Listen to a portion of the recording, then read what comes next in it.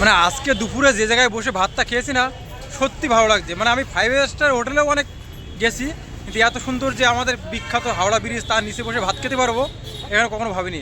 খাওয়া দাওয়া হয়ে গেছে, এখন যাব একটু ওই আরতি ঘাটের নাম শুনেছি, ওই আরতি ঘাটের দিকে।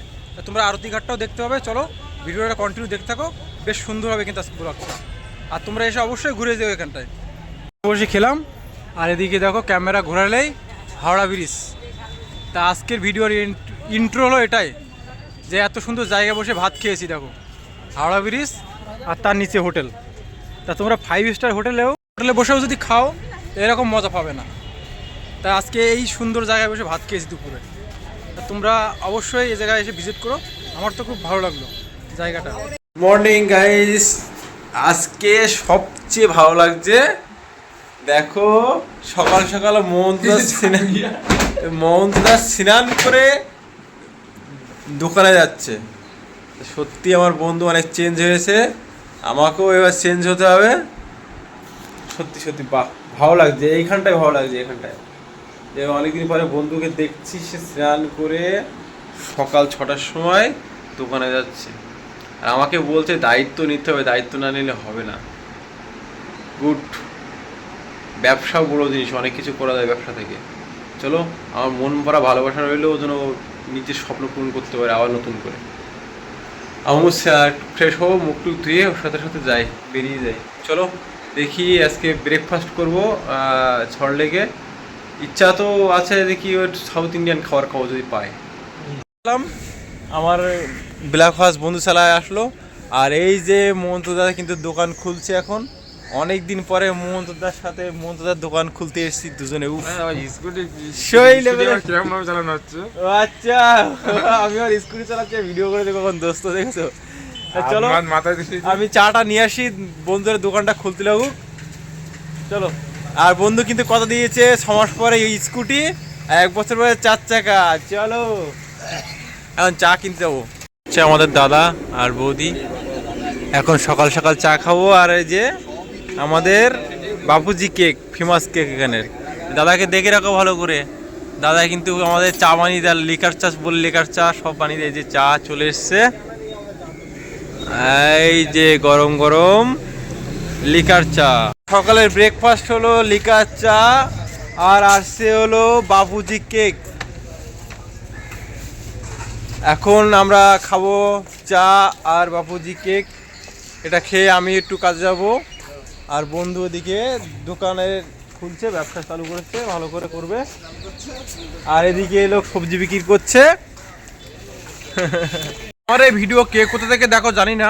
তা আমাদের এখানে ফেমাস কেক হলো বাপুজি কেক। তোমাদের ওখানে কি ফেমাস কেক অবশ্যই কমেন্ট করে জানাবে। এখানে কিন্তু হেভি চলে এই বাপুজি কেক। আমাদের ইডলি দাদা, এই যে ইনি সল্টলেকে ইডলি কি করে, আজকে দাদার হাতের ইডলি খাবো, জানি না কেমন টেস্টি হয়। এটাও 2 প্লেট দাও দোস্ত, খাবি? 2 প্লেট দাও। দেখো সল্টলেকে ঘুরে ঘুরে ইডলি বিক্রি করে। দাদার নাম কি দাদা? আমার নাম আছে মাহারি মোল্লা। এইখানে থাকো না বাড়ি?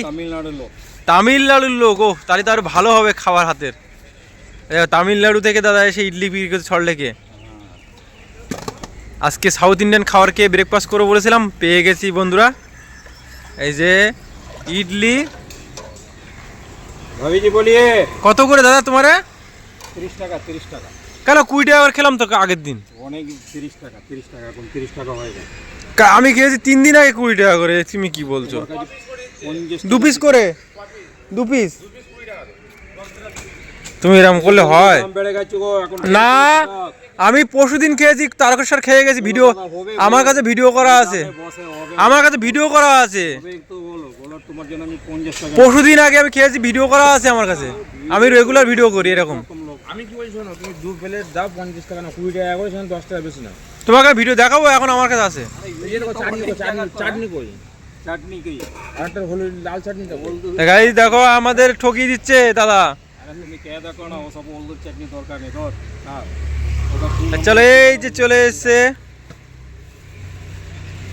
তুমি অন্য জায়গায় ইডলি খেয়েছো, আমার ইডলিটা খাও, ভিডিও করো, দেখো কেমন। তা সত্যি ভালো। আগের দিন খেয়েছিলাম। ইডলি চলে এসছে।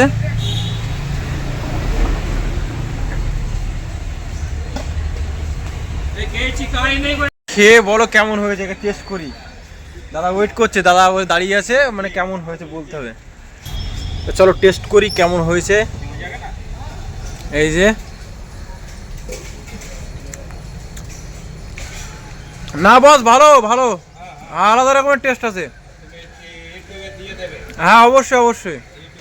সত্যি ইডলিটা, দাদার হাতে ইডলিটা ভালো আছে, খেলাম তো বেশ ভালো।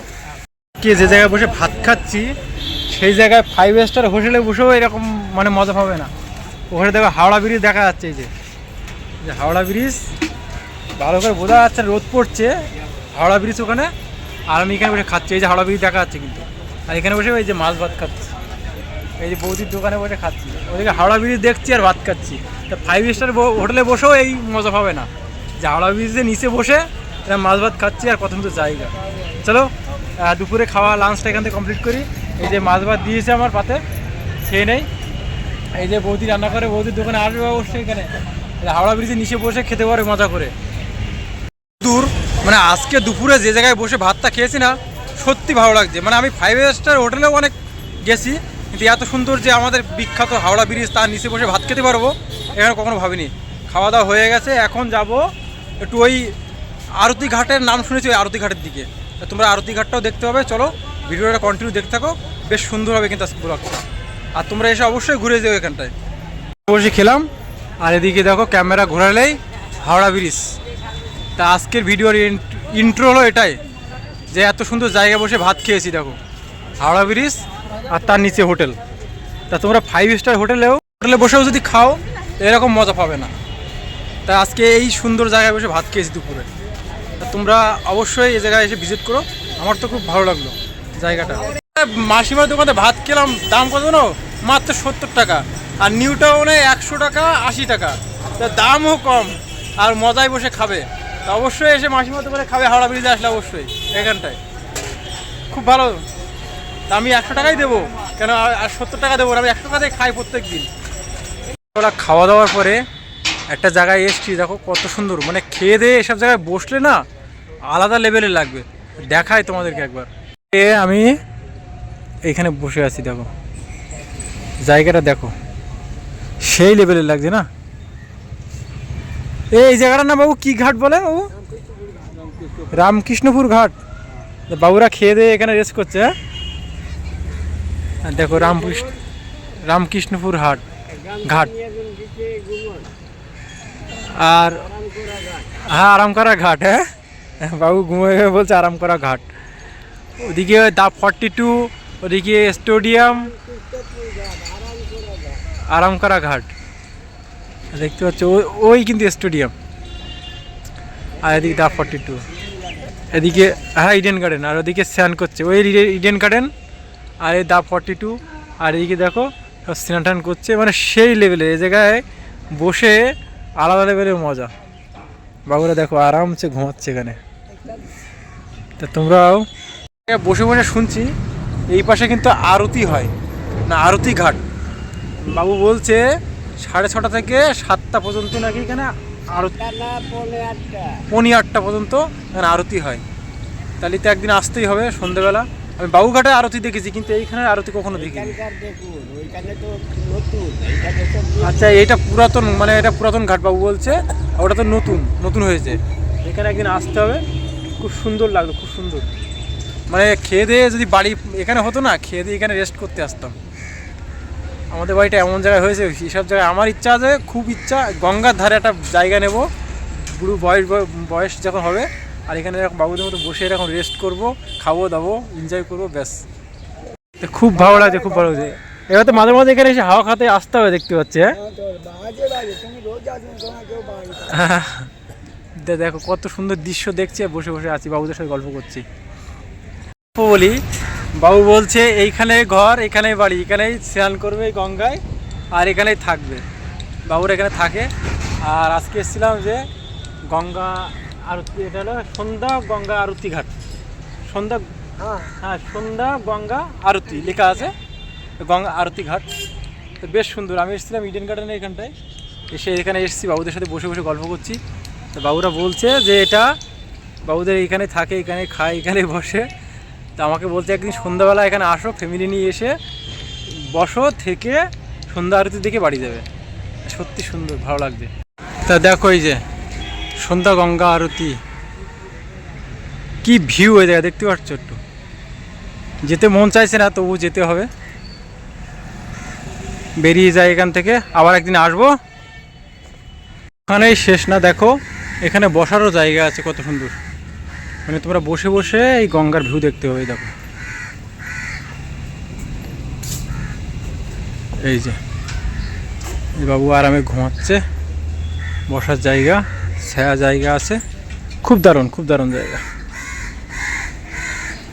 লোকেশনটা এই যে রামকৃষ্ণপুর ফেরিঘাট। তোমরা হাওড়া রামকৃষ্ণপুর ফেরিঘাট বললেই এখানে চলে আসতে হবে। আর এই রাস্তা দিয়ে এখন আমি বাড়ির দিকে রওনা দেবো। খুব সুন্দর জায়গা, তোমরা এসে ঘুরে যেও। এটাই কিন্তু গুগলে সার্চ করলে পেয়ে যাবে, রামকৃষ্ণপুর ফেরিঘাট। একটা জিনিস তোমাদেরকে বলা হয়নি, দেখো বাইকটাই কি রেখে কিন্তু এই জায়গাটায় তোমরা বসতে পারবে। এই জায়গায় বসে বাইক রেখে বিকেলবেলা এসে এই সুন্দর দৃশ্য দেখতে পাবে এবং উপভোগ করতে পারবে।